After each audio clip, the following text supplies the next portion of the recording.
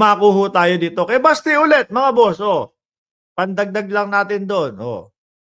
Kasi etong si ano ba, paano ba bigkasin ito? Si Grijaldo mga kababayan, 'di ba sinasabi na kinausap ako ni Dan Fernandez at ni Benny Abante na ganito, 'no? Eto daw po yung script, eto daw yung sabihin ko, ganyan, et cetera, et cetera. Ngayon po mga kababayan, nakakita na naman ng butas si yung pong, nakababatang Duterte, 'no? Hindi naman sabi niya kung ipitin yun, eh, suportahan natin.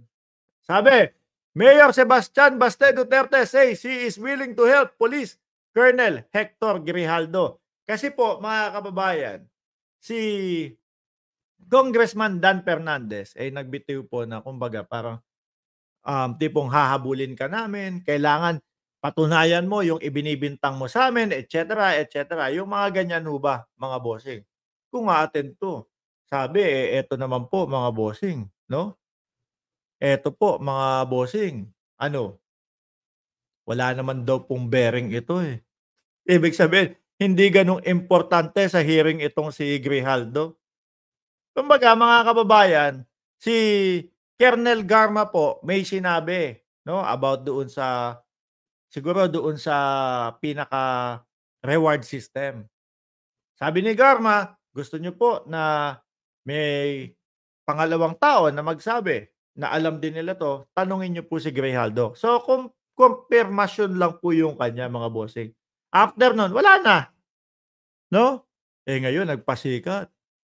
Ang sinabi, eh, dati sinabi daw ni Dan Fernandez na ganito ang sabihin, ito ang script, et cetera, et cetera. O ngayon, siyempre kapagka gano'n ho, mga kababayan, na sinabi, 'di ba? Eh, patunayan mo, hahagilapin ka namin. Ngayon, kay Baste, kung ipitin 'yun, wala yung sweldo, magdadagdag ako. Aba, ayan, may papiso-piso na naman. Yung ₱20 na bigas nga po hindi kayang bilhin ng hindi mali, 'no? Yung lagpas ₱20 nga po na bigas, hirap na hirap po at araw-araw po isinisigaw nung mga DDS, tapos mag-aambagan pa basta let's make it real, binibigyan nila. Kumbaga, etong mga 'to, mga kababayan, yung kampo ng mga Duterte, 'no, ano, eh, yung tipong makakita sila ng konting butas, "Oh, eto butas 'to, ganito. Oh, naku eto." Iha-highlights po nila 'yan. Akala nila, eh, makakaapekto o sasakyan ng taong bayan. Wala na po, parang wala, okey. 'Yan meron na naman silang issue. Okey sige, pass na lang po mga kababayan, ano? Pass na lang po. Oh, sabi ni hacker, kinakabahan, "Uy, kinakabahan ako dito." Yung lakas ng kabog ng dibdib ko, parang sumasayaw. Puwede nang magpuno, pero 'wag naman below the belt. Eh, sinabi nila 'to lahat, kasi demokrasya naman 'yan, kasi baka matulad ka na, "Kinakabahan ako kay Percy, makita mo man ako sa Pilipinas, may sarili akong army." Oh, ayan, 'no? Alam mo naman na ang kalaban mo mga Duterte. Alam mo naman kung ano mga pinaggagawa, 'di ba? Nakikita niyo naman po sa mga balita. Sa tingin mo, lalakad akong mag-isa? Oh, kung makita niyo naman ako sa Pilipinas, kung makita niyo, eh, siguro kapag umuuwi ako diyan 2 beses sa isang taon. Oh, pinakamatagal na 3 araw o 1 linggo.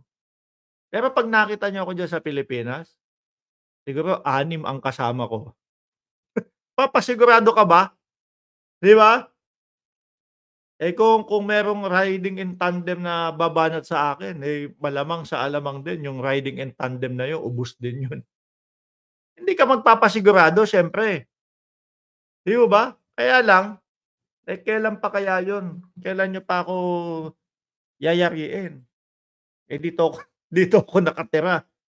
Buenas niyo kung matiyempuhan ako, pero kung matiyempuhan niyo nga ako, siyempre may kasama ako, hindi naman tayo aanga-anga na eto ang mga kalaban mo tapos ikaw kampante ka na maglalakad lang, 'di ba?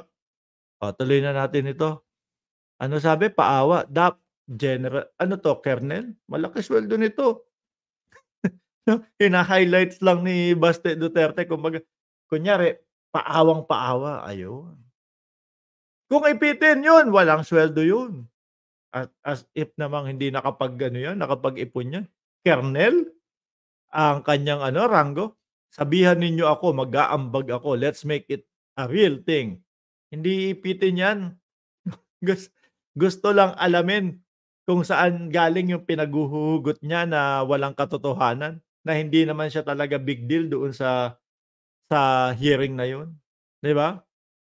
Oh, gawin talaga natin yon, ipakita natin na kahit maliit lang kami, lalaban kami. Baste ang ipakita mo na lang sa'min yung pananampal mo, okey na kami dun, 'no? Dahil yung sa mga DDS, yung mag-aambag-ambag, karamihan nga sa DDS, iyak ng iyak sa ₱20 na bigas. 'Pag lumagpas ng 20, 21 na, eh, wala na. Sabi ni Len Kalinsky, oh, sumaling pusa lang 'yan sa Quadcom. Kumbaga, ang naging parte na lang niya lang dun, mga kababayan, eh, kung gusto niyo na mapatunayan itong sinasabi ko, tanungin niyo po si Grijaldo, gano'n lang po, 'no?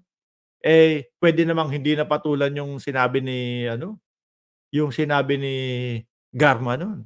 Pero pinatulan po, kumbaga gustong makasigurado ng Quadcom.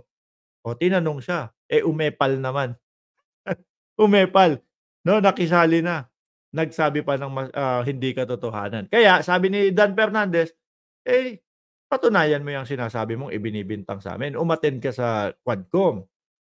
Oh, 'di ba sabi ni Monolito Enriquez, sabit kasi yan sa pagkategi ni Barayuga kaya kumampi kina Bato, baka sakaling makalusot. Eh, mas madidiin siya dun, 'di ho ba? Anyway mga kababayan, pang-ilan na tayo? O dumako ho tayo dito sa si PRRD, tapos si Marbil, oh, eto.